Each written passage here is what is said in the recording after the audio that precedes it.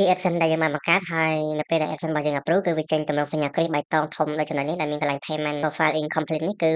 ជា action ដែលយើងបានបង្កើតបានដោយជោគជ័យដែលយើងអាចភ្ជាប់ជាមួយនឹង website ជាច្រើនឬក៏យើងអាចយកទៅភ្ជាប់ជាមួយនឹង YouTube បានគឺជា action ដែលមិនទាន់ approve ទេគឺវាចេញអត់ទាន់មានចេញសញ្ញាគ្រីសបៃតងក្រហមទេជា action ដែលយើងបានបង្កើតហើយយើងទៅបានបន្ទាប់ពីយើងបង្កើតហើយយើងរងចាំរយៈពេល1ថ្ងៃ approve ហើយ account នេះយើងអាចយកទៅប្រើប្រាស់បានមិនថាយើងភ្ជាប់ជាមួយនឹង website ឬក៏ YouTube ទេយើងចាប់ផ្ដើមជាមួយនឹងចំណុចចុងក្រោយគឺទាក់ទងទៅនឹងការបង្កើត Google Lesson អូខេនេះគឺជាមេរៀនចុងក្រោយទាក់ទងទៅនឹង blockchain របស់យើងដែលយើងបង្កើត Google Lesson ដើម្បីភ្ជាប់ការរកលុយប៉ុន្តែដើម្បីជាការរកលុយបងប្អូនត្រូវតែមាន website មួយដែលមានលក្ខណៈថាមានលក្ខណៈសម្បត្តិគ្រប់គ្រាន់ដើម្បីឲ្យយើងអាច apply ទៅកាន់ Google Lesson ឬ Google Lesson ដាក់កិច្ចកម្មឲ្យយើងអញ្ចឹងលក្ខណៈគ្រប់គ្រាន់មានអីខ្លះទី1គឺយើងត្រូវតែមាន website មួយដែលមាន traffic មាន content និងមាន quality ល្អ quality គឺ website របស់យើងមើលទៅវាលក្ខណៈថាតែវាមាន traffic ដែលមានគុណភាពខ្ពស់ហ្នឹងជាយើងគ្រាន់តែទៅជាប្រភេទ website ទៅតែ build ថ្មីទៅតែបានមួយខែពីរខែដាក់ទៅអត់ approve ទេសម្រាប់ Google Lesson អញ្ចឹងទី1គឺយើងត្រូវតែបង្កើតនៅ website ឬក៏មិនថាយើង build ចេញពី blogger free ឬក៏ចេញពី WordPress ទេគឺយើងអាច apply បានដូចគ្នាថា Google Lesson ក៏ប៉ុន្តែយើងត្រូវតែមានលក្ខណៈសម្បត្តិគ្រប់គ្រាន់ផងដែរណាលក្ខណៈទី1គឺ Google មាន website របស់យើងមាន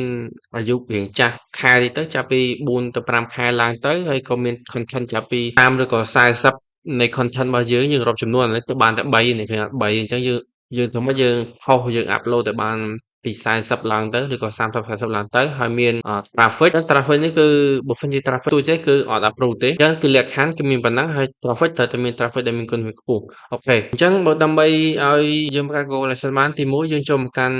Google មកហើយយើង search Google Lesson តែប៉ុណ្ណឹងមកហើយបន្តមកទៀតយើងចុចពីលើ link ខាងលើតែម្ដងទៅហើយបន្តមកទៀតយើងអត់ចាំបាច់មើលច្រើនទេនេះគឺជាទម្រង់ថ្មីរបស់ Google Lesson មើលទៅdesign មានស្អាតអញ្ចឹងបើយើងឥឡូវនេះគឺលក្ខខណ្ឌរបស់យើងគឺយើងបង្កើត Google Lesson ដើម្បីអ្វីដើម្បី apply ជាមួយនឹង website របស់យើងឬក៏សម្រាប់ទាំងអស់គ្នាដែលមិនមាន website ទេតែចង់បង្កើត Google Lesson នេះសម្រាប់ភ្ជាប់ជាមួយនឹង YouTube អញ្ចឹងអាចភ្ជាប់បានដូចគ្នាអត់ជាបញ្ហាទេអញ្ចឹងណាហ្នឹងហើយអញ្ចឹងមិនថាយើងភ្ជាប់ជាមួយ website ឬក៏យើងមាន YouTube ទេគឺយើងអាចភ្ជាប់បានដូចគ្នានេះគឺជាវិធីក្នុងការបង្កើត Google Lesson អញ្ចឹងឥឡូវនេះសម្រាប់ website យើងចូលមក category វិញជាប្រភេទអីគេ category យើងជាប្រភេទ LAN ហើយ user មកពីណាមកពីអាមេរិកអញ្ចឹងបើសិនជាមាន user មួយខែ50000យើងអាចរកបានមួយខែអានេះប្រហែលណាទម្រង់ប្រហែលទេគឺប្រហែលជា1500បើសិនយើងមាន user មួយប្រចាំខែមួយខែ1លានយើងអាចរកបានប្រហែលជាខ្ទង់20000ឬក៏30000ក៏ប៉ុន្តែវាមិនមែនជាចំនួនជាក់លាក់ទេវាជាចំនួនប៉ាន់ស្មានវាអាស្រ័យទៅលើការចុចនៅលើពាណិជ្ជកម្មរបស់ user ចូលក្នុង website របស់យើងអានេះសម្រាប់ website តែបើ YouTube វាមានលក្ខណៈផ្សេងទៀតអញ្ចឹងណាហ្នឹងហើយគឺមានប៉ុណ្ណឹងអញ្ចឹងគឺយើងអាចធ្វើបានតែឥឡូវយើងចូលមកបង្កើតទាំងអស់គ្នាតែយើងបង្កើតដើម្បី connect ជាមួយ apply ជាមួយនឹង website របស់យើងមិនថាយើង apply ជាមួយនឹង YouTube ទេគឺយើងចូលទៅកាន់ sign up តែម្ដងទៅបន្តមកទៀតយើង connect ជាមួយនឹង Gmail របស់យើងបង្កើតជាមួយ Gmail ណាយើង connect ជាមួយ Gmail ហ្នឹងទៅហើយបន្តមកទៀតយើងមាន website មែនអត់អញ្ចឹងយើងចូលមក copy link website របស់យើងដាក់តែម្ដងទៅយើងផាសចូលមកហើយយើងយក Yes មកចាំមានថាព័ត៌មានដែល update នៅលើ action របស់យើងទាំងអស់គឺនឹងផ្ញើសារទៅកាន់ email របស់យើងបើយើងយកនៅគឺយើងអាចទទួលបានព័ត៌មានហើយចំពោះប្រទេសតើយើងនៅប្រទេសណាជាទូទៅយើងនៅប្រទេសកម្ពុជាមែនអត់បើសិនជាយើងនៅប្រទេសក្រៅក៏យើងអាចត្រូវទទួលភីនដែរជាធម្មតានៃការដើម្បីបានលុយនៅពេលរកលុយបានពី Google Lesson នេះជាជំហានដំបូងដើម្បីទទួលបានលុយគឺយើងត្រូវតែទទួលបាន PIN code ចំនួន6ខ្ទង់ដែលផ្ញើតាមប្រទេសនីមកយើងពេលដែលខ្ញុំបង្កើតទៅហើយខ្ញុំទទួលបាន PIN ខ្ញុំនឹង update វីដេអូសម្រាប់អ្នកនរអូខេឥឡូវយើងចូលយកមកទៅប្រទេសកម្ពុជាហើយបន្តមកយើងមានលក្ខខណ្ឌរបស់គេយើងចុចគ្លីកទាំងអស់មកហើយបន្តមកទៀតយើងយក website របស់យើងលុបត្រឹមនេះចោលមកអូខេត្រឹម www មកយើងត្រឹមប៉ុណ្ណេះក៏បានហ្នឹងដាក់ប៉ុណ្ណឹងមកតែមកយើងចុចម្ដងទៀត using action យើងលុប w ចោលទៀតគឺយើងដាក់តែត្រឹមឈ្មោះ domain name របស់យើងឬក៏បន្តមកទៀត .com ក៏បាន .net ក៏បានដែរដាក់ប៉ុណ្ណឹងមកណាដាក់ប៉ុណ្ណេះដាក់សារថ្មីដាក់ប៉ុណ្ណឹងមកតែមកយើងចុចម្ដងទៀតអញ្ចឹងវាកំពុងតែដំណើរការហើយ action របស់យើងគឺបានហើយយើងបង្កើតបានហើយក៏ប៉ុន្តែវាមិនទាន់មានលក្ខណៈពេញលេញទេយើងត្រូវតែបំពេញនៅព័ត៌មានផ្ទាល់ខ្លួនរបស់យើងអញ្ចឹងយើងដាក់ព័ត៌មានពិតមកថាយើងឈ្មោះអីនៅណាយើងដាក់ព័ត៌មានពិតមកឥឡូវថាតែបើយើងត្រូវតែចាំបាច់ដាក់ព័ត៌មាននៅត្រង់ចំណុចនេះចំពោះណា home ទៅមកទៅយើងចុចយក enter តែបើយើងត្រូវចាំបាច់ដាក់ព័ត៌មានកន្លែងនេះយើងយកលក្ខណៈឯកជនមកយើងមិនមែនជាប្រភេទទេទី1យើងដាក់ឈ្មោះរបស់យើងមកថាឈ្មោះខ្ញុំដាក់រាជធាតែប៉ុណ្ណឹងណាហ្នឹងហើយយើងដាក់តែប៉ុណ្្នឹងទេហើយមកខ្សែឋានយើងដាក់ខ្សែឋាននៅណាក៏បានដែរយើងដាក់ខ្សែឋានឥឡូវខ្ញុំមានខ្សែឋានដែលខ្ញុំដាក់ស្រាប់ហើយអញ្ចឹងខ្ញុំ copy ខ្សែឋានពីត្រឹមនេះមកដាក់មកយកមកផាសហើយបន្តមកទៀតខ្ញុំនៅក្រុងព្រៃវែងយើង copy ត្រង់ចំណុចនេះមកខ្ញុំ copy ត្រង់ចំណុចនេះមួយអញ្ចឹងបើខ្ញុំដាក់នៅព្រៃវែងខ្សែឋាននៅព្រៃវែងហើយ postal code គឺខ្ញុំជ្រើសយកនៅសង្កាត់កំពង់លាវ អូខេអញ្ចឹងសួរថាតើអ្នកនរទៅរកPopstar Code មកពីណាអញ្ចឹងគឺអ្នកនរអាចចូលនៅ link ខាងក្រោមទៅខ្ញុំនឹងបានដាក់គឺជា website របស់ខ្មែរយើងទាក់ទងនឹង Popstar Code ឥឡូវយើងនៅប្រទេសណាយើងអាចដាក់ប្រទេសនោះបានទាំងអស់អញ្ចឹងណាហ្នឹងហើយឥឡូវយើងចូលមកមើលយើងជ្រើសរើសទីតាំងដែលយើងបង្កើត action នោះនៅក្នុងខេត្តណាយើងជ្រើសរើសមកបើយើងនៅភ្នំពេញយើងជ្រើសរើសភ្នំពេញមកតែឥឡូវយើងចូលមក action របស់យើងបន្តមកទៅយើងដាក់លេខទូរស័ព្ទរបស់យើងអញ្ចឹងយើងត្រូវដាក់លេខទូរស័ព្ទមកដល់ពេលដែលយើងរកលុយបានចាប់ពី$10ឡើងទៅ Google Adsense នឹង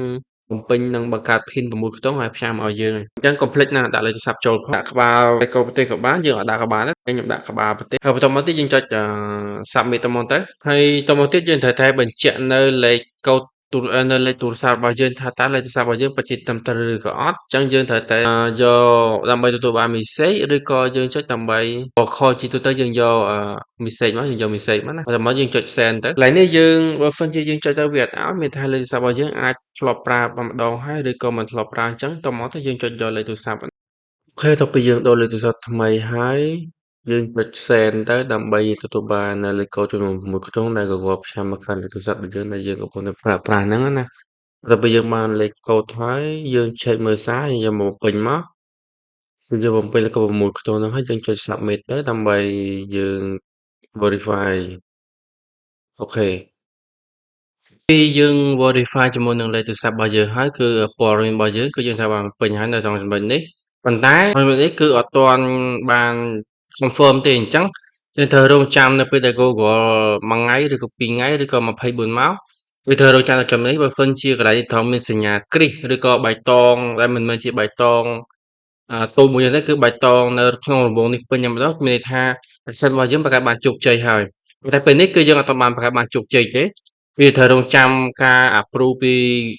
action ក្នុងរយៈពេលអាចថា24ម៉ោងឬក៏1ថ្ងៃចំពោះត្រង់ចំណុច website នេះពេលយើងប្រើ action គឺយើងមកពេញ website រួចហើយប៉ុន្តែ website យើងមើលគឺអត់ទាន់បាន apply ទេបើយើងចង់ apply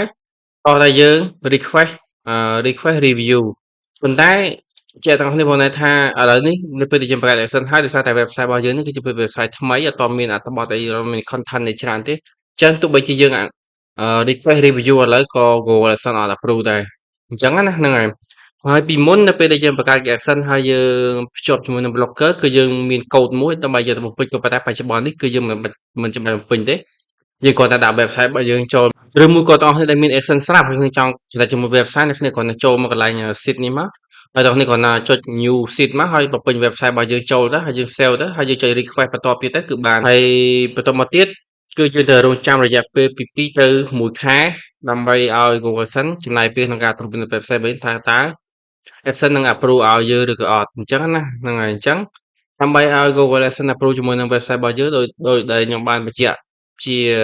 វីដេអូមួយពីរមកអញ្ចឹងថាតើអ្នក design website ធ្វើម៉េចឲ្យស្អាតមើលទៅដែលមានលក្ខណៈថាហើយទី2គឺមាន content ច្រើនមិនថា content ជាប្រភេទព័ត៌មានឬក៏ content ផ្សេងទេគឺអ្នកអាចធ្វើបានហើយឬក៏ content រឿងភាគអីទេ content មួយអញ្ចឹងមានអត្ថបទមានរូបភាពមានអីអញ្ចឹងណាទាក់ទងទៅនឹងឡានហ្នឹងទៅហើយទាំងអស់គ្នារបៀបនៃការធ្វើ content គឺខ្ញុំបានបង្ហាញរួចហើយអ្នកគ្នាចុចនៅលើ playlist ហ្នឹងទៅវានឹងមានក្នុងការវីដេអូមួយដែលបង្កើត content ហ្នឹងចឹងអ្នកអាចស្វែងរកមើលបានវាមិនពិបាកទេអញ្ចឹងអ្នកគ្នាបង្កើត content មិនថាអ្នកបង្កើតពី content ទូរស័ព្ទទេយើងធ្វើ website ពី content ទូរស័ព្ទមកយើង review ទូរស័ព្ទមកថាmodel iPhone 16ហ្នឹងមានលក្ខណៈសម្បត្តិមិនខ្លះយើងអាចរៀបរាប់តាមហ្នឹងមកដូចយើងធ្វើពីម៉ូតូយើងដាក់ពីម៉ូតូមកយើងធ្វើពីឡានយើងដាក់ពីឡានមកយើងធ្វើពីប្រភេទcontent ម្ហូបយើង review ពី content ម្ហូបយើងរៀបរាប់មកយើងសរសេរទៅតាមហ្នឹងមកហើយយើងស្វែងរកក្នុងការ share ដើម្បីរក traffic យើង share ទៅកាន់ social media ផ្សេងៗទៅមិនថា TikTok Facebook YouTube អីទេយើង share ទៅឬក៏យើងមាន page ល្អៗ page ធំ traffic យើងអាច share ទៅបានហ្នឹងណាហ្នឹងហើយអញ្ចឹងគឺយើង design website យើងស្អាតមាន content ច្រើនគឺយើងអាចមានឱកាសក្នុងការនៅពេលដែលយើងដាក់ម្ដងទៅវានឹងជាប់តែម្ដងសម្រាប់ website របស់យើងគឺខ្ញុំមានប៉ុណ្ណឹងហើយបើសិនជាអ្នកនេះមានចម្ងល់ទេអាច comment នៅក្រោមបានប៉ុន្តែពេលនេះគឺសម្រាប់ website នេះគឺខ្ញុំអត់ទាន់បាន request ទេដោយសារតែ website របស់យើងនៅថ្មីពេកទើបតែបង្កើតដូចបងប្អូនបានដឹងថាវីដេអូខ្ញុំទើបតែទិញ domain នេះអត់ទាន់បានមួយខែទេអញ្ចឹងយើងអត់ទាន់បានបង្កើតទេអញ្ចឹងយើងរង់ចាំវាទាំងអស់គ្នាបើសិនជាយើងបង្កើត action មកត្រង់ចំណុចនេះ Google អត់ approve ទេវាអត់ចេញអញ្ចឹងទេអញ្ចឹងអ្នកគ្នាអាចដូរព័ត៌មានមកដូរព័ត៌មានដូរយ៉ាងម៉េចវាអត់ approve ទេវានឹងចេញសញ្ញាពណ៌ក្រហមនៅត្រង់ចំណុចនេះហើយអ្នកគ្នាដូរ ទីតាំងអាខ្សែដ្ឋានមកតែគ្នារើខ្សែដ្ឋានថ្មីមកពោះនៅប្រទេសកម្ពុជាយើងដាក់នៅណាក៏បានដែរឧទាហរណ៍ឥឡូវយើងនៅព្រៃវែងបើវាអត់ approve ទេយើងអាចដូរទៅដាក់នៅក្រុងទឹកខ្មៅឬក៏យើងដាក់នៅណានៅក្នុងសែនសុខអីចឹងទៅយើងអាចឬក៏យើងទៅដាក់នៅបាត់ដំបងក៏បានដែរអត់ជាបញ្ហាទេព្រោះ Google Lesson យើងអាចទៅដកនៅប្រេសនីនឹងពេញបានទេឬក៏យើងមានទំនាក់ទំនងតាម Telegram ជាមួយនឹងអ្នកទទួល pin code ពីក្រៅប្រទេសមកដែលទទួលសំបុត្រពីក្រៅប្រទេសមកបានដូចគ្នាតែយើងដាក់នៅណាក៏បានយើងដាក់នៅក្រុងស្ទឹងសែនក៏បានជាបញ្ហាទេហ្នឹងហើយបើនិយាយវាអត់ approve ទៅហើយវាបើអត់ approve វាចេញពណ៌ក្រហមអញ្ចឹងវីដេអូរបស់ខ្ញុំអ្នកគ្នាចង់ connect ជាមួយ YouTube អ្នកគ្នាគ្រាន់តែយក email ទៅដាក់ទៅគឺ connect ជាមួយ YouTube បានតែធ្វើទៅ YouTube នៅ website មាន website ច្រើនចុចកន្លែងនេះមកនេះnew website នេះចុចបន្ត request មកយើង request ក៏បានដែរជាបញ្ហាទេយើងអាច request ដល់500 website ក៏បានដែរតែយើងមាន domain name website ដែលយើងអាចបញ្ជាក់សារថ្មីឡើងវិញដើម្បីស្នើសុំ Google Action ឲ្យដើម្បីកម្មលើ website របស់យើងនេះបានទី1យើងត្រូវតែ design website យើងធ្វើម៉េចឲ្យវាលក្ខណៈថាវាមានលក្ខណៈមើលទៅទាក់ទាញទី2មាន content ឲ្យច្រើនទីមកដូច content នេះមានតែ3ទេ upload បានតែ3ទេហើយយើង design ឲ្យស្អាតមកមើលទៅទាក់ទាញដូចខ្ញុំ